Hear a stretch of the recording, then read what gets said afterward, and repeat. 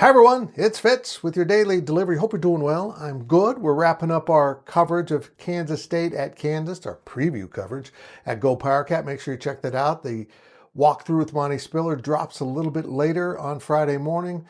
Lots came out Friday or Thursday, Friday, and then we'll even have a little bit on Saturday to get you ready. 11 a.m. in Lawrence, Cats and Hawks. And if you're not subscribing to GoPowercat, go take care of that because you're going to love the coverage of this game. All games in basketball should be really fun. And of course, subscribe to this YouTube channel. Thank you very much. Leave those comments. This is going to be interesting. Chris Klieman is 6-0 against the University of Kansas. This will be his 7th game. K-State has won 16 straight in this series, meaning the second Bill Snyder came back out of retirement in 2009, the streak started. He ended the Ron Prince losing, and ever since Bill Snyder returned, K-State has won. It's incredible. It's incredible to wrap your mind around that two different coaches spread out over 16 years could so dominate a rival, and it's happened. And while that's remarkable, I'm just going to say this. K-State's been the better team for most of those years, but maybe not the last two, and maybe not this year either. Kansas is good. Jalen Daniels is vastly improved from the turnover machine we saw a year ago. The pressure is on Chris Klieman to a degree in this game, and I ask around, and everyone seemed to agree that the more pressure is on Lance Leipold to break the streak, but maintaining the streak is also a pretty big deal, particularly to K-State fans.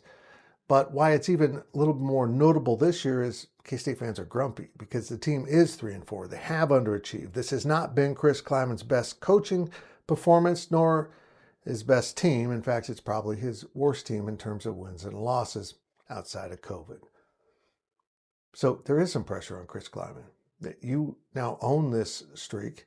It's part of your legacy.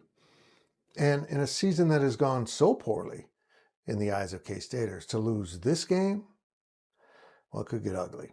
And that's just the way it is in college or any sports. But win it, and it will heal a lot of wounds from earlier in the season. Not all. No, you can't undo the losses. You're still just 4-4. You're still needing to scrap out 2 more wins to get to a bowl game. Failure is still out there, even with a victory. But trying to salvage some dignity from this season involves beating Kansas for a 17th year. Can K-State win in Lawrence? Of course. The spread shows that. KU's a 2.5-point favorite, which is basically a home field boost. Maybe K-State would be favored the same or 1.5 if the game was in Manhattan. But it's in Lawrence. And last time there, K-State had to use a little special teams magic and find a way to win that game. They've got to get after Kansas. They've got to play aggressively and turn up the volume.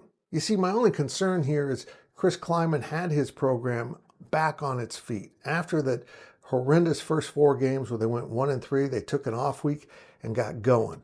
They went 2-1 and probably should have won the game at Baylor. But now they've had another break. And what does that do? Chris Klieman teams haven't historically been great coming off of breaks, but they were earlier this season. Finding a way to win this will say a lot about where this program is in relation to this particular team. Can they get over the hump? Can they continue to win? Can they continue their progress forward? Or will Kansas stop all of it cold with a win on Saturday morning, early afternoon at the booth? We'll find out. But Chris Klieman has a lot riding on this, as do Kansas State fans and the players. But can the Cats and Coach Klieman do it again for a 17th straight year?